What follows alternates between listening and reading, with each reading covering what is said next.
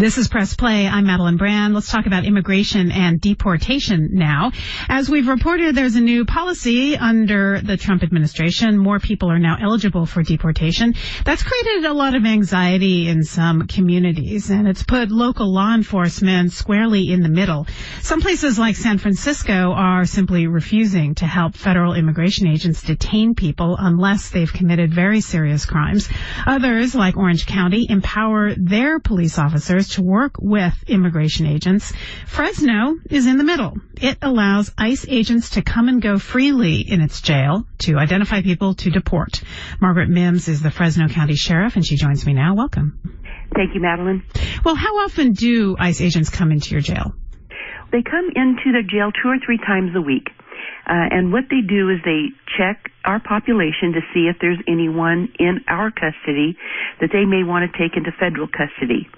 Now, sentenced inmates that have been through our local system have to complete their sentence before ICE takes custody of them. So it's only people who have been convicted of crimes? Not necessarily. For instance, if somebody is booked into our custody, and in a local jail, the way it works is all law enforcement agencies in the county of Fresno book their arrestees into the Fresno County Jail. So, for instance, if the law enforcement agency doesn't file charges in time, or if the district attorney decides not to file charges, that person may still be into the custody of ICE because of prior criminal conduct. Prior criminal conduct, what does that mean? It means prior convictions or multiple deportations. But the convictions could be for a misdemeanor? They could be. Yeah. Under the new administration, they absolutely could be. Okay. So why did you make the decision to allow ICE agents to come and go a couple times a week into your jail? Great question. You know, before a couple of court cases, California sheriffs all over the state would routinely honor what we call ICE detention requests, up to 48 hours. And then there were some court cases that says it violates the Constitution because there's no due process. And frankly, I think the courts were right. There was really no due process. Once somebody does their time or meets the deadline to when they should be released, they should be released. The ICE detainers were for 48 hours without any kind of judicial review. So we stopped honoring the ICE detainer requests.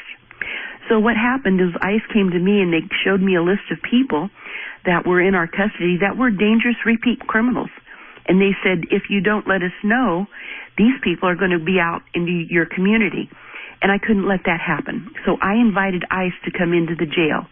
And I said, I'm going to allow you to come into the jail. You can do your job as a federal law enforcement agency. And I allow any law enforcement agency to come into our jail to do that same work.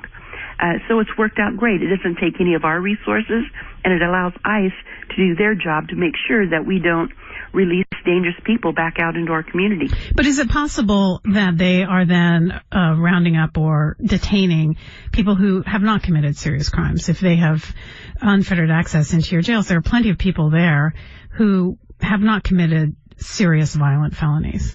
Well, I don't know that you know that to be true. For instance, well, in most jails, I'll just say that. Maybe I don't know your jail in well, particular. our local jail is at capacity. So by the time you reach the level of being able to be booked into our jail, it reaches a pretty high threshold. So the whole issue is we want to make sure ICE takes custody of the people that they need to take custody of, and I would much rather have them do their work in our jail rather than go out into our community and do immigration sweeps. And when you say high threshold, so what kind of crimes are we talking about? High threshold in the Fresno County Jail. Most agencies in our county know that we are at capacity every day. In fact, we're under a consent decree. We cannot overcrowd our jail. So they make wise choices about who should be booked. And they book only the people they feel they need to get off the street, normally because they know they're repeat offenders. And so what kinds of crimes are we talking about? We're talking about vehicle theft. We're talking about drug sales. We're talking about high-level property crimes like burglary, commercial burglary, as well as violent crimes. But let's say you have someone who has a prior conviction for something, and let's say they were ordered to complete some kind of community program, let's say picking up trash along the side of the roads, and they didn't do that. Then they're busted for, let's say, a broken taillight. Would that kind of person end up in your jail and then possibly be subject to deportation? Okay, so this is where the stories get started, where somebody gets deported because of a broken taillight, and that's not accurate.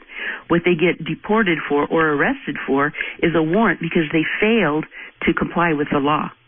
And I think the rhetoric that starts with somebody gets arrested for a broken taillight is not true, and it artificially raises the fear in the community.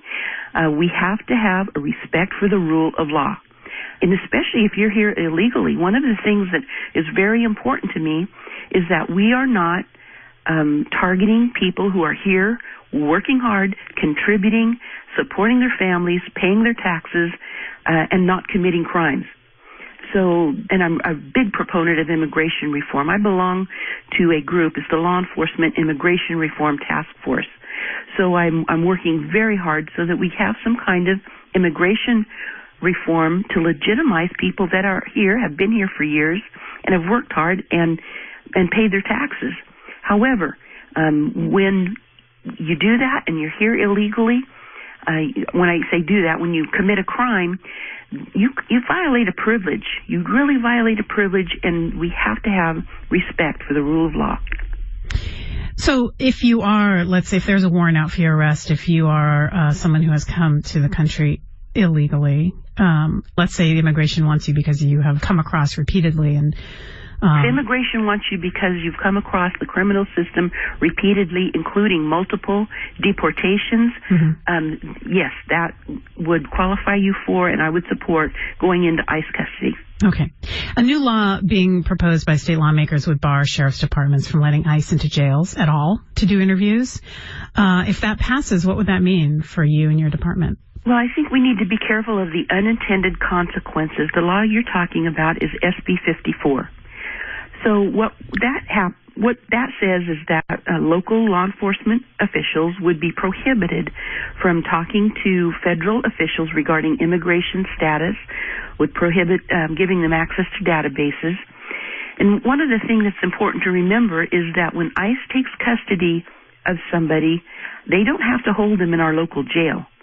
So that's going to force them out into our communities, and they're going to take custody of people and send them to another state, which really the unintended consequence would be to really separate families. So I think this is a dangerous bill. I don't think it should legislate which law enforcement agencies local officials should be able to talk to. And it would likely mean that people that are repeat offenders go right back out into our communities, and I can't help but think that our policy is safe for our community and is good for public safety. Well, I want to thank you so much for your time. All right, Madeline. That's Fresno County Sheriff Margaret Mims.